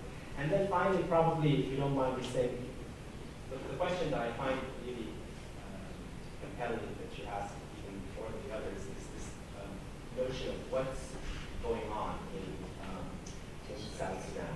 Because at the end, maybe it's better to conclude, I think we're fortunate to have Southern Sudanese here, because what happens in collapsed state is, as you know, is attempts at state building. And that is very important, as Charles Tilley's work shows. Most European states were formed out of violence, and most of them failed. So this is what we're seeing in South Sudan, and we're seeing in other conflict countries, in Iraq and other ones. That is difficult for me to say, because I think it is complicated. My feeling is that state building that works is the type that worked in Somaliland. What is happening in South Sudan, and you can correct me if I'm wrong, is not state building in the sense of implementing law and order institutions and nascent state institutions and giving something back to the population. Okay? So I'll give you an example. In Somaliland, the leaders in Somaliland, what they did is that they taxed the population, but guaranteed them security. So they would tax the population. It took a while, a lot of conflict, by the way. I was in violence, when they tried to tax them.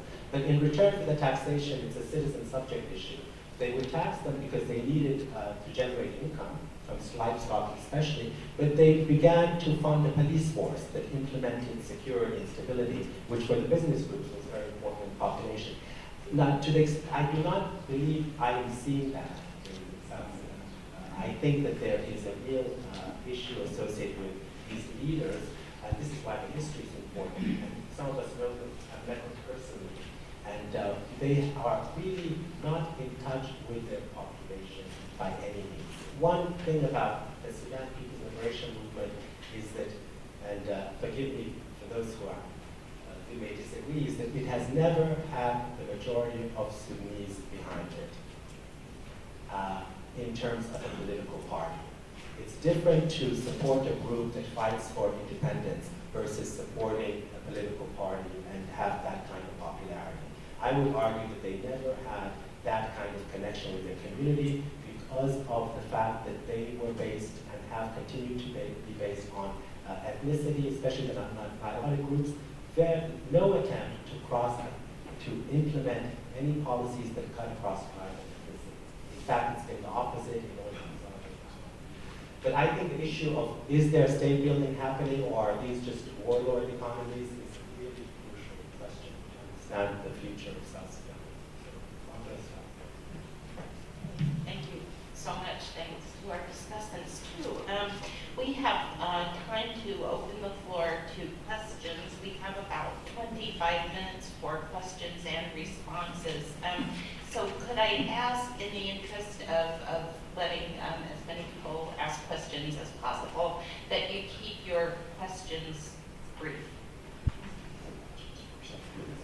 Yeah, why don't we take a couple of questions and then have some time for answers, and then we'll go back. So maybe two or three questions. I noticed in your PowerPoint you had a sentence saying Chevron officials attacked or facilities attacked, something like that. And I remember vaguely reading something like that on the internet about Nigeria when the civil war happened there.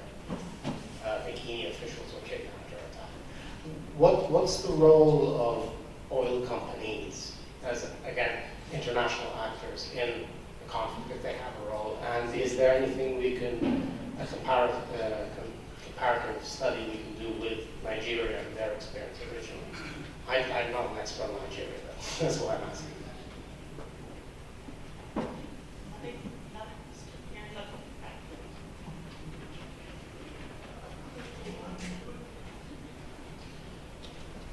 My question is about the regional actors, specifically IGAD.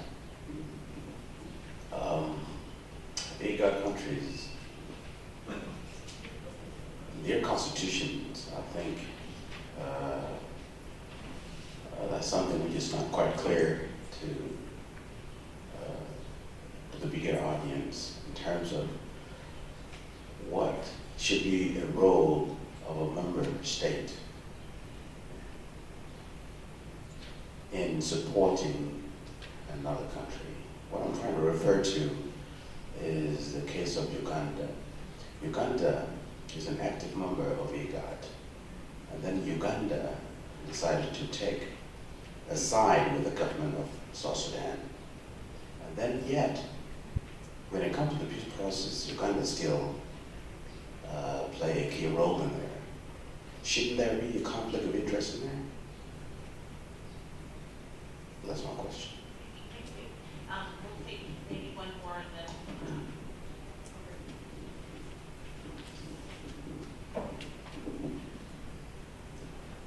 Hello.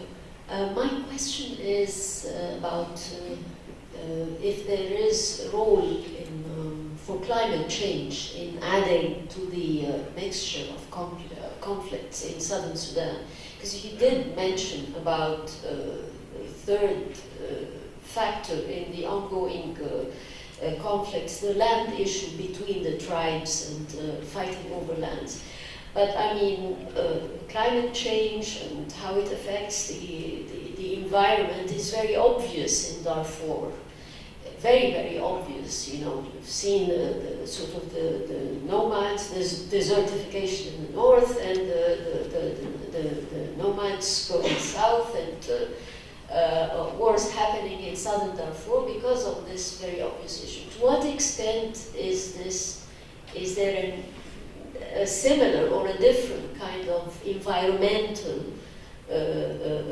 issue adding to the mixture of conflicts? And we know that southern Sudan is very rich in water resources, so maybe another issue of the environment, if you could point it out if there is one.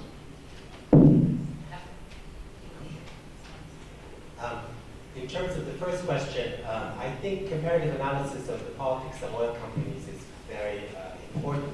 It's very interesting in the case of Sudan, South Sudan. Chevron was the first to discover oil, and they began to start pumping, not build the pipeline, but taking the oil out, so to speak, from the ground around 1983, and that's when John Gunn and the SPLM decided to destabilize it, because they realized that it was going to be monopolized by the regime, and that really sparked the first phase of the civil war. The interesting part is that following that, Chevron found it really unstable and not profitable to stay in Sudan, and they sold it. They sold, their assets and rights to exploration to a Canadian company. I don't know how many Canadians are here. And at that point, human rights activists, and I'm going to say, others, including myself, just to be very honest, really actually worked towards trying to sanction those Canadian oil companies. The reason I mention that is that did not help, because Canada, domestic groups in Canada did get their Canadian oil companies to give up the rights and sell them to Malaysia and China, and then India came in. But the interesting part of the story is how much autonomy the government of Sudan has had in its relation to oil companies. So the notion that oil companies have carte blanche over the politics of Nigeria, Sudan, we don't really find that, but we need more research. What we find in the case of the regime in Sudan is that they did something very, very ingenious that, I don't know if it's ingenious, but certainly something that people don't often know, and that is in the interim between the Canadian oil company and China investing, they solicited investments from a lot of smaller oil companies and played them off against each other. And that becomes a really interesting part of the story, because you can kind of imagine that states like Sudan have more autonomy over these oil companies than you might think, especially the smaller oil companies in this case that are themselves competing with the large national oil companies, for example. This is the empirical case of Sudan, but I think comparing it, Nigeria may be different. This is because it has Shell and really the large conglomerates, and so it may not be the right comparison in terms of how much autonomy the Nigerian state has. And that may be a contrasting case. But I think Sudan demonstrates that states, even weak states, can have a great deal of autonomy in their relationship to oil companies. And this is what the Sudanese government did, evading all the European and Western sanctions and biding their time until China came into the fold to invest. And so this is something really, really important. In terms of Uganda, I think the question is can it be a useful partner for peace?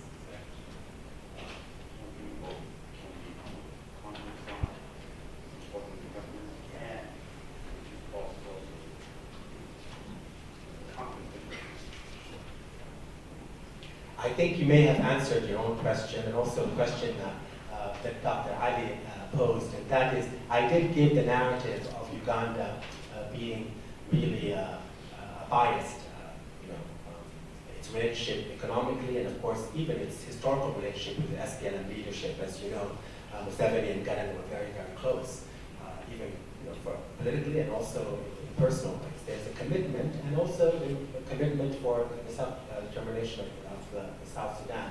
And of course, those who've been to South Sudan know how much economic incentive Uganda has to invest in South Sudan. But we do know from, let's say the international relations literature, I had to keep citing these things, that regional hegemons or regional countries that have investments, geopolitical and otherwise, like for example Nigeria, in Ivory Coast and other places, tend to be the ones that do help resolve peace, resolve conflict. And that is because they're there for the long term. And given the instability of South Sudan, eventually, and even to this point, it undermines, of course, the interest of Uganda. In that sense, that taken together, there's also a very good opportunity that these regional countries that are powerful countries may find it in their interest to actually have peace in the region. That requires extensive coordination, but only countries with real investments, economic and geopolitical, have been the ones that really have been there through negotiations, resolving peace. You can say a lot about the Nigerian government, but it has, in particular cases where it has real direct interest in West Africa, has promoted at least ceasefire, peace agreements, those kind of things. In that sense, I think IGAD can play a very important role. But I still would think that the outside countries, China and the US, need to have a more vigorous role, not only to pressure leaders, but to be part of the negotiations. In addition to IGAD, and as part of the negotiations, I think is important. The environmental issue, I think I would probably like to defer that to others. In terms of desertification, that in the Sahel, absolutely, that was part of the catalyst, the context for Darfur. I think that the mismanagement, it's not so much desertification, but I would maybe argue that the mismanagement of water resources is a problem, to the extent that it is linked to communal property and land and all that. I mean, in fact, in some areas of South Sudan, there may be too much water, or rather water that is actually not used for productive purposes. And that maintains a real sense of not only insecurity, but a particular kind of, let's put it this way, because of the war, many pastoralists have been forced to sedentarize, forced to settle. You can imagine the transition from being a pastoralist to being a farmer is not an easy one, and that requires a great deal of work. Whereas historically, Southern Sudanese are pastoralist, and that determines economic and social and cultural life. The war and these economic issues I've showed you has led to increasing settlement. I mean, there is no option when you have livestock that is devastated, for example, because of the war, or looting of livestock. Most people, especially displaced populations, have to settle in lands. And here is where water management and investment and incentives to actually farm, and even to build capacities of displaced populations to farm said lands is needed and required. In other words, the economy and the ecology of the region has changed for political and also natural resource reasons. Those issues are important because now, just like in Darfur, people have been forced to be completely sedentary, and that is a very different equation. Do either of the discussants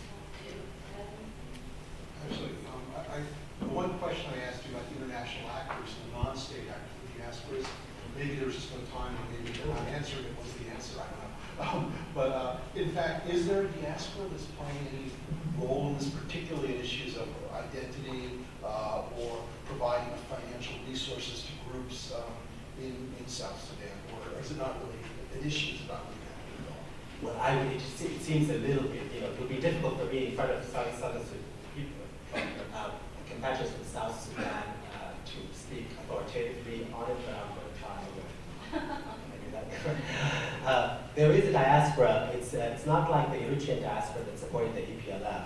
That was something that our colleague is going to tell us how intense that was. So every diaspora is different. I think on one level there is, of course, a Southern Sudanese diaspora that's very, very important, but it is divided,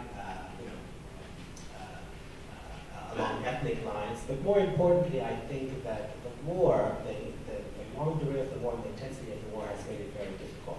It's been very difficult. Many Southern Sudanese returned to South Sudan right after. And